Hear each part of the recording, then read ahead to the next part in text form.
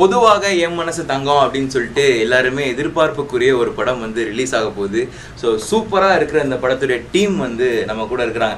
எப்பயுமே நம்ம வந்து வாங்க அப்படின்னு சொல்லிட்டு உங்களை பற்றி கொஞ்சம் நிறைய பேசிட்டு, அப்புறம் உங்களை பற்றி கொஞ்சம் பேசிட்டு, உங்களை பற்றி கொஞ்சம் பேசிட்டு நம்மளே ஆரம்பிக்கிற தாண்டி இது ஃபுல்லாக ஒரு டீமாவே நீங்கள் என்ன கேட்கலாம், நீங்கள் இவங்களை கேட்கலாம் அப்படின்ற மாதிரி இருக்கிறதுனால என்ன பண்ணலாம், மாற்றி இன்ட்ரோ கொடுத்துக்கலாம். இமான் பிரதர் வந்து எப்படின்னா எங்கள் ஸ்கூலில் வந்து ஜூனியர் தானே டிபி இல்ல இங்க வந்து அண்ட் வந்து நான் வந்து முன்னாடி சன் டிவில வந்து சீரியல் ப்ரொடியூஸ் பண்ணிட்டு இருந்தேன். சரிங்களா, அப்போ வந்து நான் அவர் வந்து எனக்கு மியூசிக் டைரக்டர், அப்பவே எனக்கு வழக்கம். அப்போ நிறைய ஜிங்கிள்ஸ் சீரியல் எல்லாம் பண்ணிட்டு இருந்தாங்க. அப்போ வந்து நான் அவரோட ஸ்டுடியோக்கெல்லாம் போய் இந்த மாதிரி பாட்டெல்லாம் கேட்டு எனக்கு கொடுப்பாரு, சிடி போட்டு கொடுப்பாரு.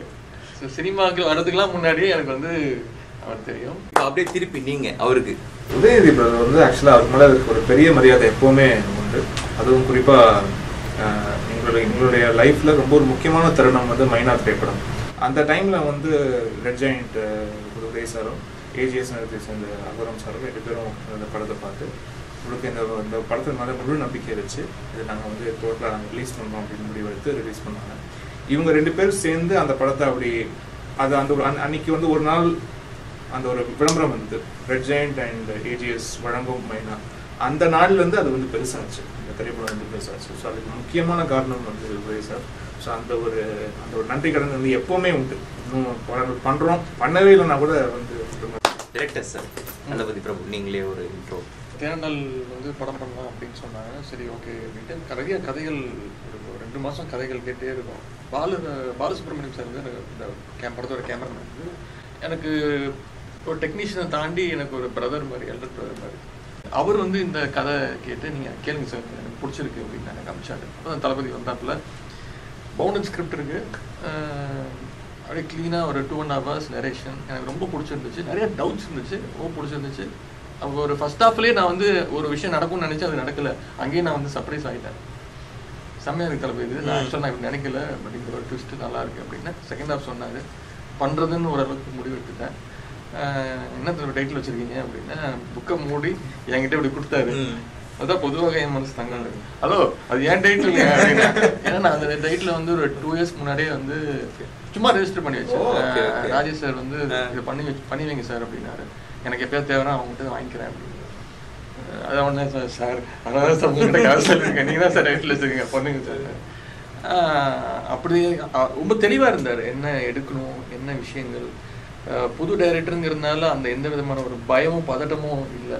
இன்னதான் ஒரு சோஷியல் மெசேஜ் இந்த படத்தில் இருக்குது. அது இப்போ இருக்கிற கரண்ட் சினாரியோவுக்கு அந்த விஷயம் வந்து தேவைப்படுது. நிறைய பேர் இப்போ அதை பற்றி பேச ஆரம்பிச்சிருக்காங்க. கிராமத்துல இருந்து ஒரு படம் அப்படின்னு சரி ஓகே இதுல விவசாயம் கண்டிப்பா ஒரு டச் இருக்கும். அது நான் வந்து நான் அட்வைஸா பண்ணல, ஒரு 2 கேரக்டருக்கு நடுவில் நடக்கிற ஒரு டாம் ஜெரி தான். அதுதான் பார்த்திபன் சார் ரொம்ப முக்கியமான கேரக்டர் பண்ணியிருக்காரு. நிவேதா பெத்ராஜ், நீங்க வந்து இன்ட்ரோ கொடுக்கணும். எப்படி செலக்ட் பண்ணீங்க, எப்படி வியந்து போனீங்க உங்களை பார்த்து? தமிழ் சரியா நல்லா பேசுறாங்க, அப்படி ஒரு ஹீரோயின் இருக்கணும் அந்த படத்துக்கு. ஏன்னா ஒரு ரூரல் சப்ஜெக்ட்னால ஹீரோயின் வந்து ரொம்ப அவங்கள பேஸ் பண்ணி சில கதைகள் இருக்கு. அதனால அவங்க தமிழ் நல்லா பேசுறாங்க, நல்லா நடிக்கிறாங்க, பார்க்க அழகா இருக்காங்க. சரி இதுதான் கரெக்ட்னு சொல்லி பாலு சார் ஃபர்ஸ்ட் செலக்ட் பண்ணாங்க. அதுக்கப்புறம் நாங்களும் பிடிச்சிருக்கு சார்னு சொல்லிட்டோம். இந்த அழகான தமிழ்ல இருந்து நம்ம கேட்கணுமே, இந்த படத்துல உங்களோட ரோல் பத்தி சொல்லுங்க.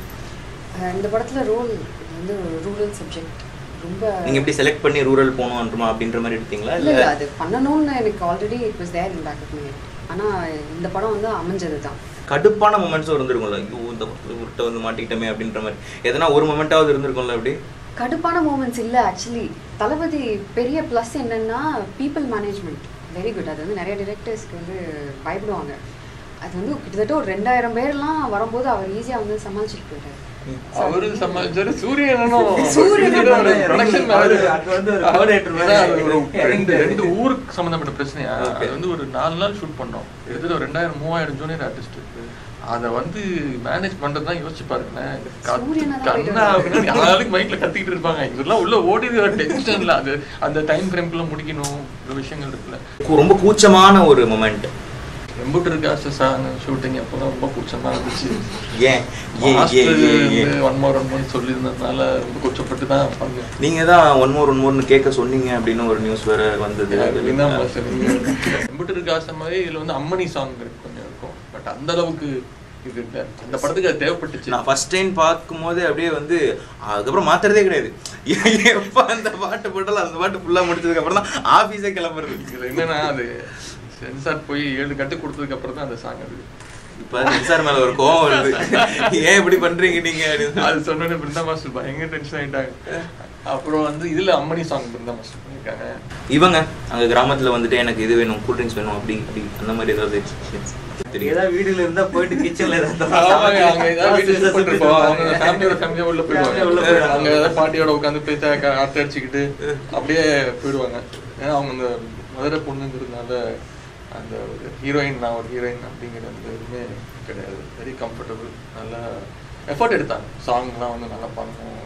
எனக்குலாம் இப்போ டான்ஸ் ஆடும்போது கூட பயங்கர டென்ஷனாக இருக்கும். அவங்களுக்கு இது ஃபர்ஸ்ட் டைம் ஒரு கமர்ஷியல் டான்ஸும் போது அதுக்கான ரிஹர்சல், அதுக்கான எஃபர்ட் எடுத்து நல்லா பண்ணாங்க. ஸோ இப்படி ஒரு படம் ரொம்ப நாள் ஆச்சு. ஒரு கிராமிய மனம் வீசுற அந்த மாதிரி கெட்டப்பில் பார்க்குற ஒரு படம் வந்து ரொம்ப நாள் ஆயிடுச்சு. ஸோ பொதுவாக எம்என்எஸ் தங்கம் வந்து கூடிய சீக்கிரம் ரிலீஸ் ஆக போகுது. எல்லாமே தியேட்டரில் போய் பார்க்கலாம். அதுக்கு முன்னாடி இன்னைக்கு வந்து ஆடியோ லான்ச் ஆயிருக்கு. பிரம்மாண்டமாக சூப்பராக ஆயிருக்குது. அந்த சாங்ஸ் எல்லாமே நீங்கள் வந்து சூரியன் எஃப்எம்ல கேட்கலாம். எல்லா மீடியம்ஸ்லையுமே கேட்கலாம். கேட்டுட்டு ஃபேஸ்புக், ட்விட்டரில் வந்து ரிவ்யூவும் வந்து சொல்லலாம். எப்படி இருக்குது, என்ன இருக்குது அப்படின்னு சொல்லிட்டு என்ன எக்ஸ்பெக்ட் பண்ணுறோம் எல்லாமே சொல்லலாம். So thank you so much to the team. ரொம்ப நல்லா இருந்தது இந்த interview. Thank you so much. Thank you.